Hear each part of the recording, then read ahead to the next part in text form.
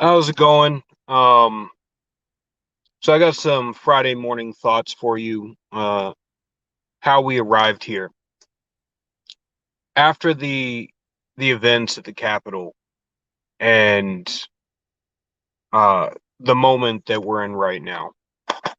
You have the entire conservative movement not sure whether it's over, not sure whether there's going to have to be a third party because our party outright rejected the average everyday voter. They ignored the voices.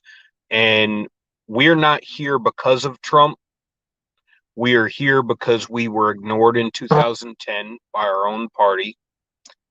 We are here because in 2012 they ignored us again and they took over a lot of the people who glommed on to the Tea Party movement. We are here because in 2016 a lot of people ran on the MAGA agenda and then betrayed it. We spent the last we spent 2016 to 2018 where the entire party fought against us. All the party bosses fought against Trump and the new direction we were trying to go in. They outright fought the outreach to minority communities. They outright fought the ending of the wars. They outright fought everything but the tax deductions. They they fought most of the social agenda, which actually a lot of Trump, which actually aligned with typical conservatism, with conservative governance, I should say, and the big tent sort of policy. And then from 2018, we got our asses kicked in Congress. We lost the House. And in this election, they fought us again on the outreach, again on the policies, again on everything he's trying to do. And Trump put his foot in his mouth a whole bunch of times. But we're here largely because conservative apathy over the last 100 years. My biggest disdain is apathy in general. So over the last 100 years, our apathy led us to vote with our feet, as we like to commonly say it. And that voting with our feet is exactly what led us to leave these big major cities. So we left our cities and we left our communities. We fled to the suburbs, then to get more land. And then as the city started to grow and as liberalism started to progress, because that's what progressives do, is they're constantly on the attack. They're constantly on the offense. And as conservatives, being apathetic, we are constantly playing defense. So they came into our areas and then we left again. So, and this is what the left considers, this is what they call white flight. Um, I don't call it that. I just call it apathy in general. We walked away from the fight. So they come in our areas, we left. They took over government, we stopped voting. I hear conservatives out in California, when I lived in San Diego, say time and time again, there's no point in voting because they have no chance of winning. If you actually voted, you'd know whether or not you had a chance of winning. If everybody stopped whining and and actually voted, you know whether or not you have a chance of winning or not. But again, alas, uh, we're here because of apathy.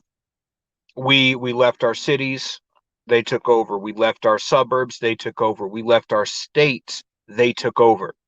To now, they're coming into what we thought were safe states. There's no such thing as a safe state. Okay? There's no such thing as a red state that they can't come into and they can't flip. It's a fallacy, because if you're constantly playing defense, you will and you're never playing offense. You never counterpunch. You will still eventually lose ground over time as you just die over attrition. All right. You will eventually get worn down to the point where the knockout punch is enough. And that's what happened in this election. All right. Um, and I say Trump is different. Trump was not apathetic. Trump was aggressive. Okay. He fought.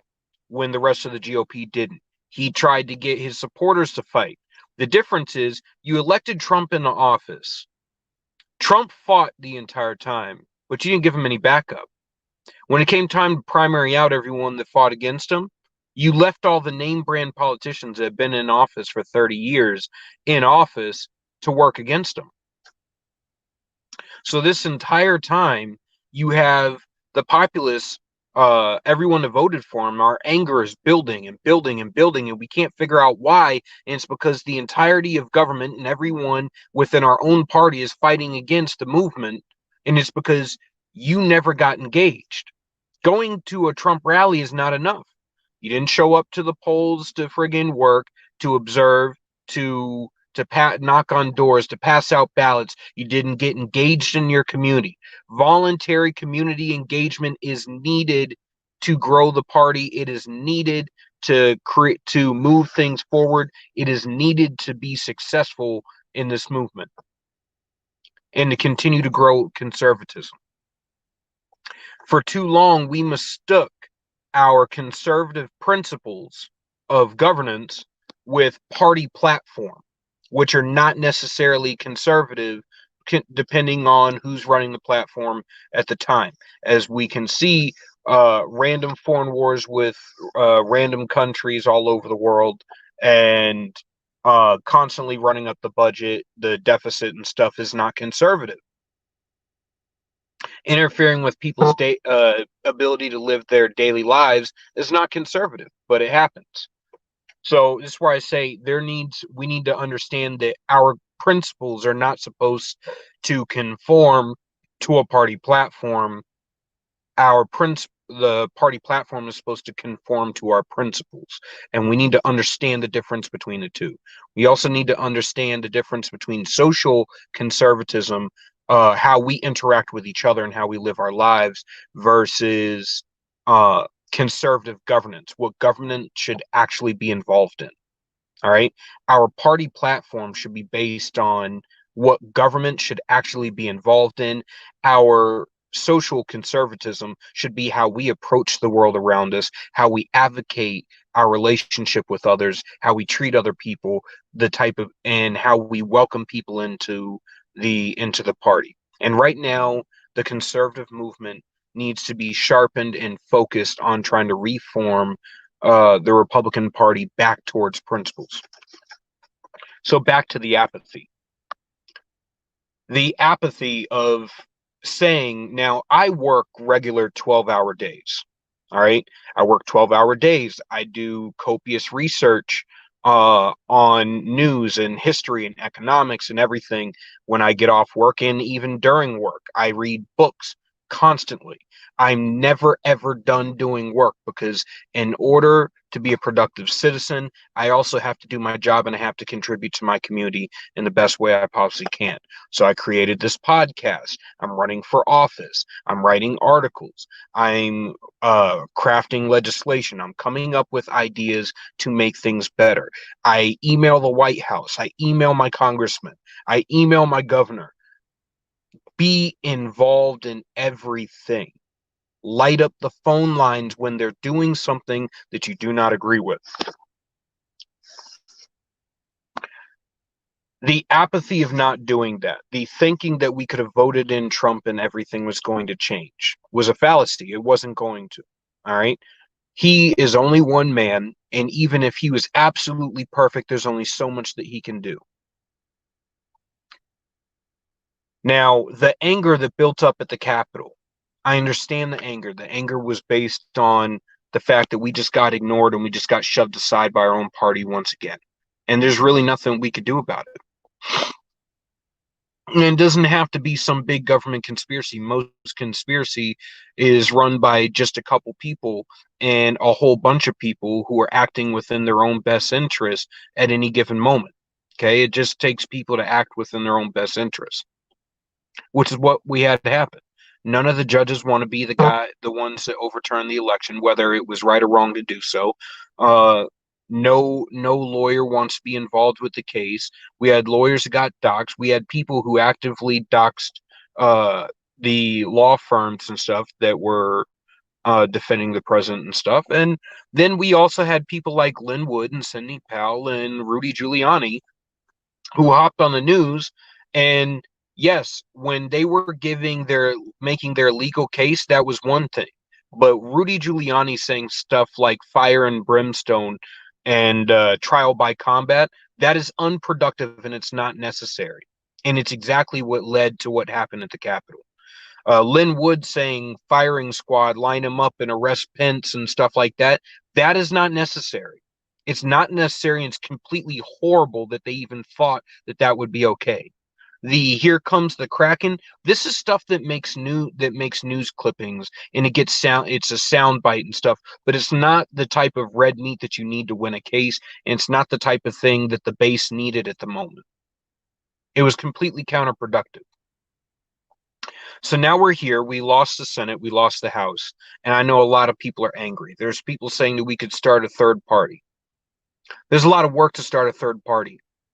And it takes big names to be able to do it. And this is the time that it would be feasibly possible.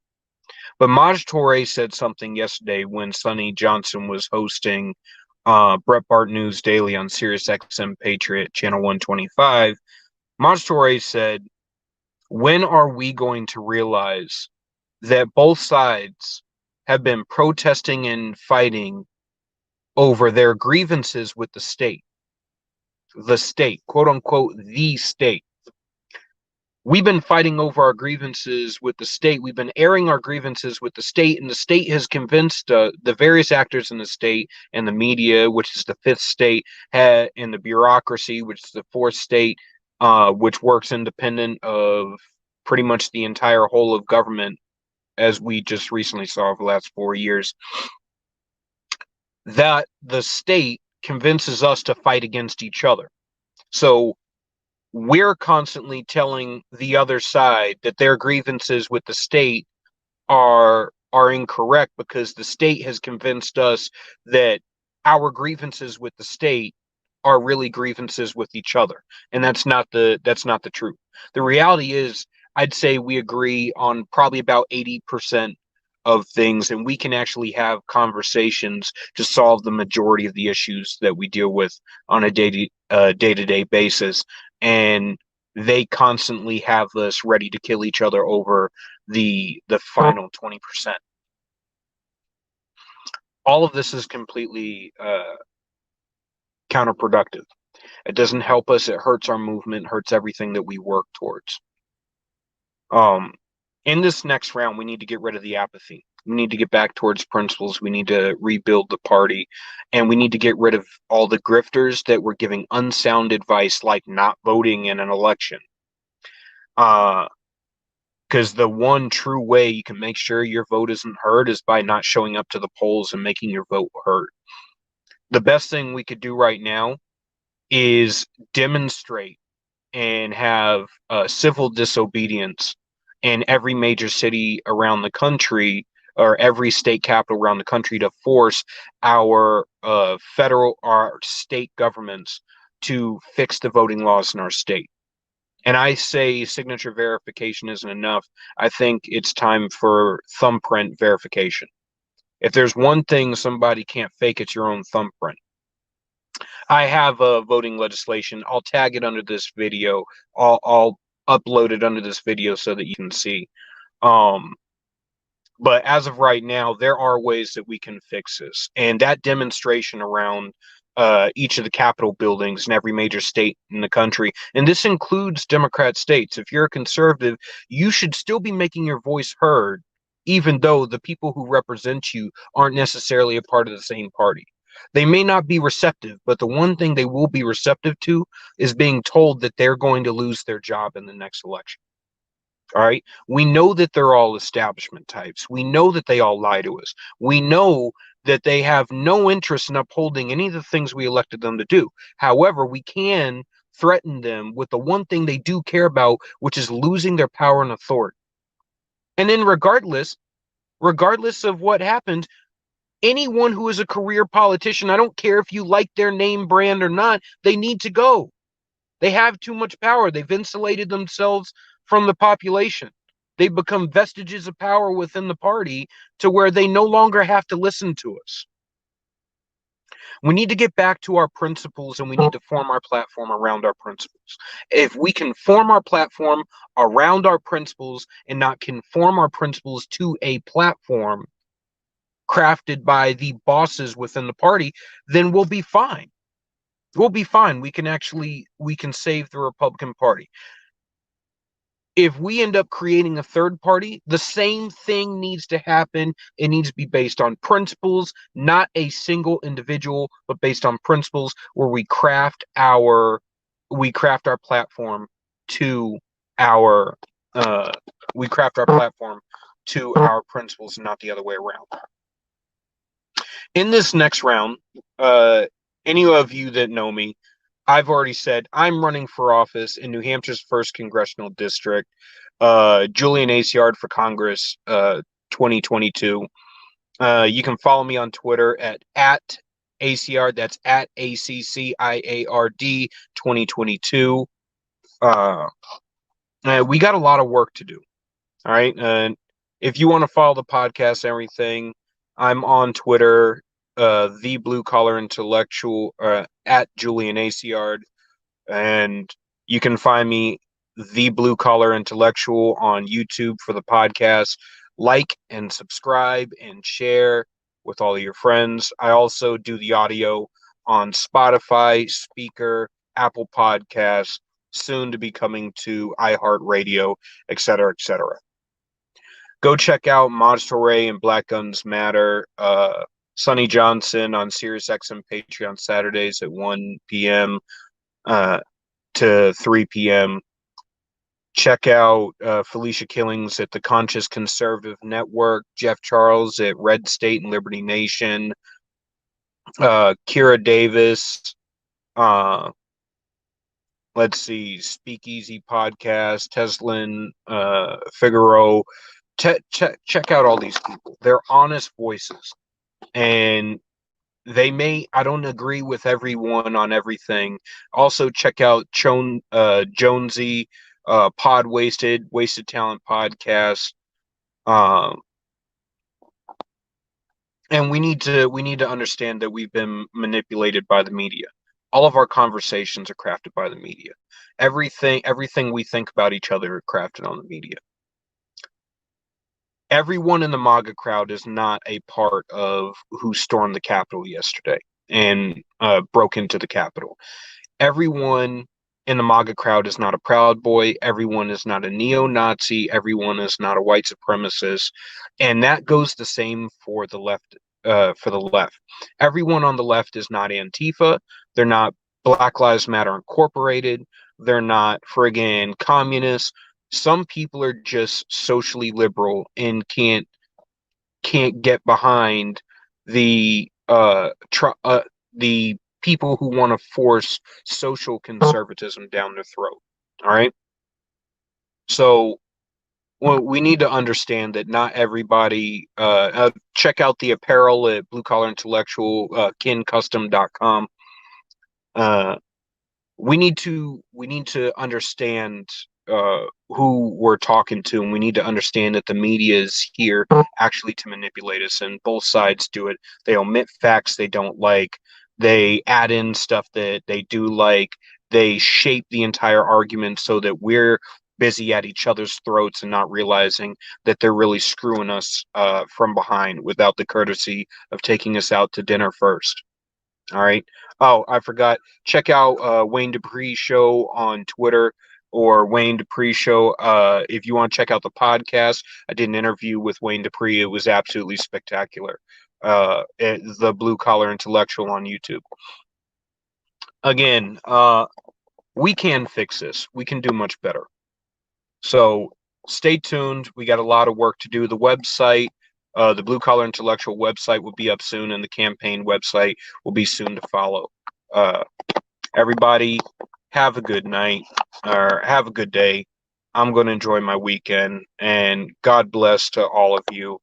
And hopefully we can save the conservative movement. All right. I am going to go back in and do what I need to do. God bless. And what kind of player am I? Am I an offensive man or a defensive man? That's right, I'm neither. I play my opponent. If he likes to attack, I force him to defend himself. If he's a cautious man, I draw him into dangerous waters.